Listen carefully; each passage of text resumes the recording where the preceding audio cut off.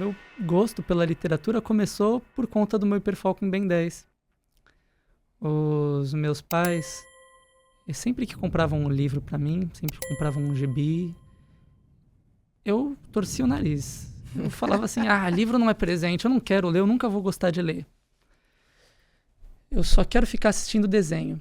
O Ben 10. O Ben 10, só o Ben 10, os mesmos episódios, várias e várias vezes em repetição. Já tinha assistido o episódio umas 10 vezes no mesmo dia, eu continuava assistindo. E você decorava as falas? Decorava as falas e repetia. No mesmo tom? No mesmo tom. Eu repetia o tempo todo que ele se transformava num alienígena, o grito que ele fazia quando se transformava no alienígena. Por exemplo, se ele virava o cromático, eu gritava cromático no meio da sala. Na mesma frequência da voz, do som. E isso era uma coisa que eu fazia o tempo todo, mesmo quando não estava assistindo. Estava no banho, eu estava repetindo isso. Eu estava no intervalo da aula, eu estava repetindo isso e repetindo várias e várias vezes. E eu achava o máximo, porque me conectava com a lembrança do momento em que eu estava assistindo aquele desenho. E que te fazia bem. Que me fazia bem. É como se essa repetição, essa lembrança te botasse num universo de tranquilidade. Isso, e não só tranquilidade, felicidade. Eu senti euforia, porque era a coisa que eu mais gostava. Era a minha alegria de infância. E eu não gostava de livro, não gostava de jeito nenhum. Meus pais sempre gostaram muito da literatura e queriam despertar esse hábito em mim. Só que todas as estratégias tinham dado errado. Então, eles pediram um monte de conselho para um monte de gente o que fazer para fazer esse garoto começar a ler. Todo mundo falava a mesma coisa.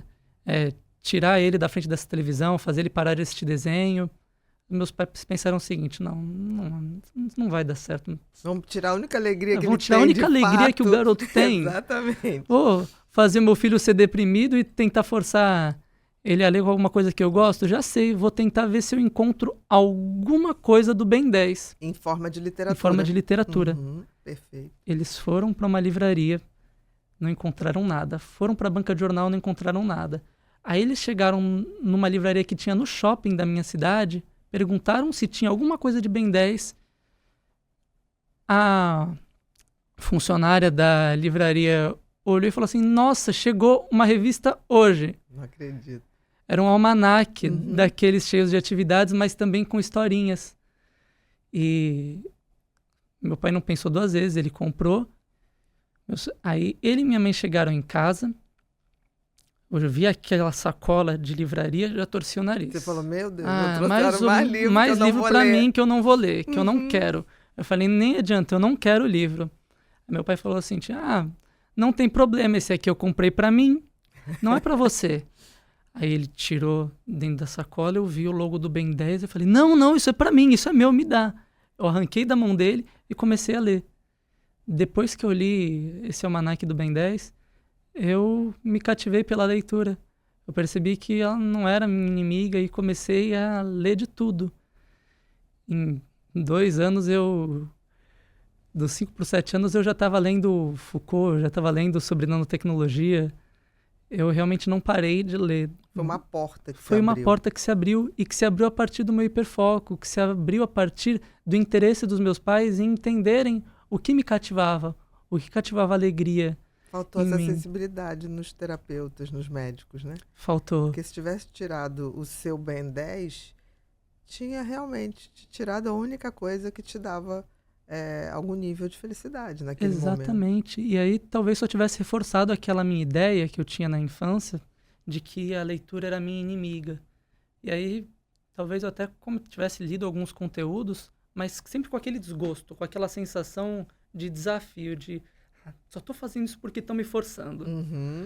Mas ter explorado a partir de algo que eu gostei fez com que eu começasse a gostar de várias outras coisas. Então, Turma da Mônica, outros livros infantis, sempre continuaram fazendo parte da minha rotina e fazem até hoje.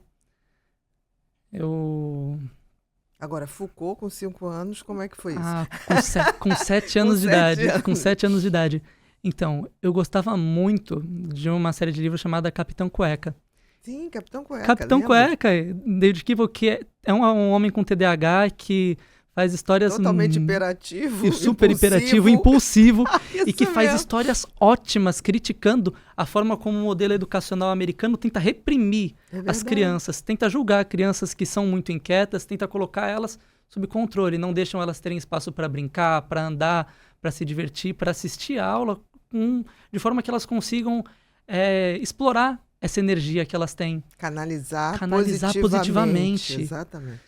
E quando eu estava lendo um desses livros, eu vi uma cena em que o diretor da escola estava numa prisão, e nessa prisão tinha um trecho muito engraçado, que lá ele começou a ter que trabalhar com coisas que ele não gostava, ele começou a ter que tomar remédios para se concentrar e começou a ter que seguir ordens que ele não entendia a razão do porquê. E que com isso ele percebeu que as prisões eram muito parecidas com as escolas americanas, só que tinha um financiamento muito maior.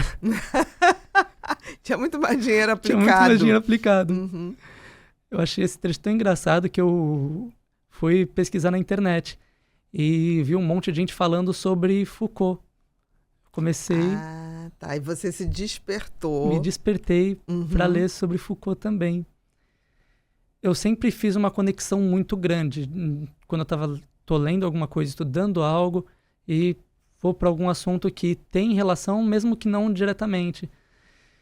Tanto que quando eu era pequeno, eu passava tardes e tardes lendo artigos na Wikipédia e de um artigo sobre mitologia grega acabava chegando até a megafauna. Sim, porque é derivativo, né? O conhecimento é derivativo. Então, a partir do teu hiperfoco, tudo que é derivando ali, por exemplo, em algum momento, se alguém, dentro dessa tua busca do teu hiperfoco, falasse da caverna de Platão, né? Você ia chegar na origem da caverna de Platão. E ia associar com algo que eu já gosto, o que ia tornar esse conhecimento algo muito mais afetivo. Exatamente. A gente se apropria, a gente devora, e com isso a gente consegue transformar um conhecimento teórico em um aprendizado prático, que você vai conseguir levar para todo o seu cotidiano.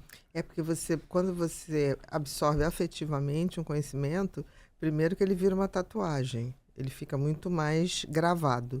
E segundo, que você associa com sentimentos, não é só uma repetição.